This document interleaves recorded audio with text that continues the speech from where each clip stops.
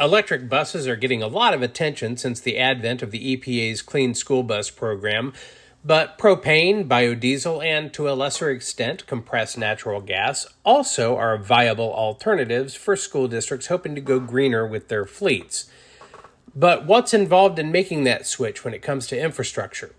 More on that in a bit. First, let's recap some of the recent pupil transportation news. Welcome to the Route School Bus Fleets podcast. I'm Wes Platt, Executive Editor. Click like on this and all our other videos. Subscribe to our YouTube channel.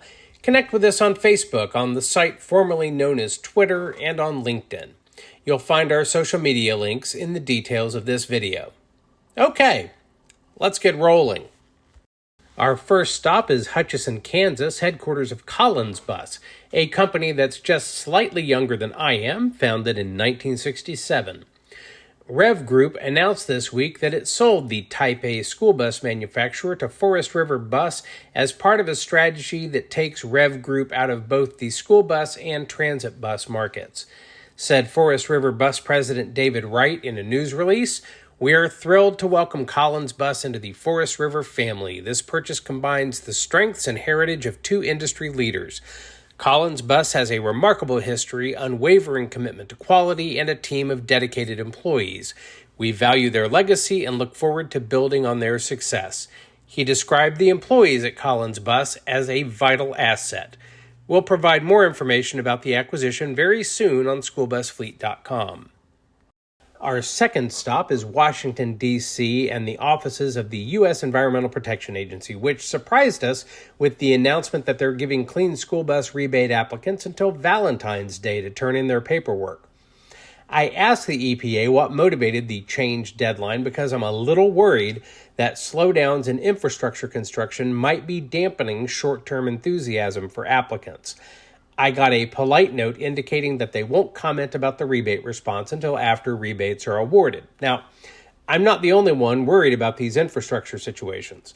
Perhaps you saw the announcement that Daimler Truck North America, Navistar, and Volvo Group North America are joining forces as PACT, Powering America's Commercial Transportation, a coalition that advocates for accelerating the construction of nationwide infrastructure for medium and heavy-duty zero-emission vehicles, including school buses.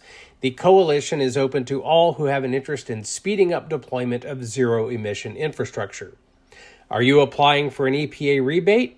Yes or no? Let me know why in the comments. Thanks.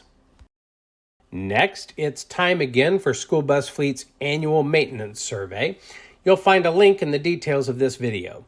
We're looking for information from school transportation fleets all over the country about fleet makeup, ages, innovations, and challenges that you're facing or overcoming. Thanks for adding your insights. Okay, finally, let's talk about alternative fuels and the infrastructure that's involved in making the switch. In the January issue of School Bus Fleet, Christy Grimes offered a comparison for different infrastructures that are required when transportation operations consider moving from conventional diesel to alternative fuels. We focused on propane autogas, biodiesel, renewable diesel, CNG, compressed natural gas, and electric school buses. Here's a quick briefing with my takeaways from the article. When it comes to propane infrastructure costs, the cost of installing a standard propane refueling station with a 1,000-gallon capacity tank and dispenser is about $40,000. Larger stations with bigger tanks can cost up to $350,000.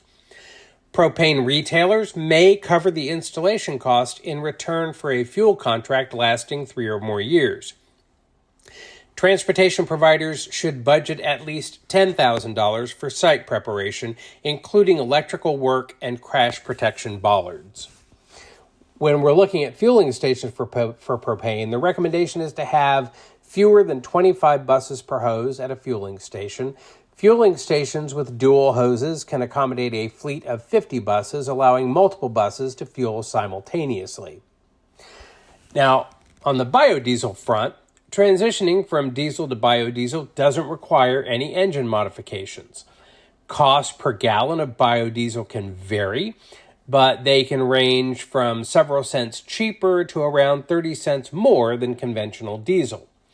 The other good news is there's no additional training for technicians needed when you're using biodiesel blends. For renewable diesel, the renewable diesel is a drop-in fuel. That means you can use it without requiring a conversion kit. The switch to renewable diesel can be made virtually overnight, and there's no infrastructure installation costs incurred. Renewable diesel is made from fats and oils like soybean or canola oil.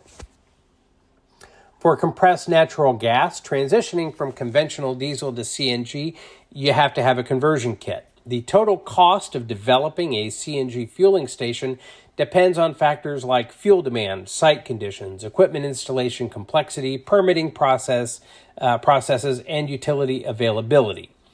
A medium CNG station serving 50 to 80 school buses can cost between $550,000 and $850,000. CNG is considered cost-effective, with the gasoline gallon equivalent being nearly two-thirds the price of conventional diesel. Longer fueling times and limited accessibility to CNG filling stations are among the disadvantages. Now, last up, we've got electric school bus infrastructure costs. Electric school buses cost about 3 times as much as diesel buses, although that price has come down slightly in the last couple of years. Grant programs like the EPA and public-private partnerships can significantly lower infrastructure installation costs for electric buses. Upfront charging equipment costs for electric buses average around $30,000 to $40,000. Having one charging port per school bus is recommended to avoid shuffling and reparking buses. Does your fleet incorporate alternative fuels? What's been your experience with the infrastructure costs and the challenges? Please let me know in the comments. It's time to park the bus for now. Thank you for watching. Tell your friends about the route. If you've got news, reach out to me by email at wes.platt@bobbitt.com. Connect with us on LinkedIn and Facebook. Sign up for our twice-weekly email newsletters at schoolbusfleet.com. Drive safely, and see you next time on the route.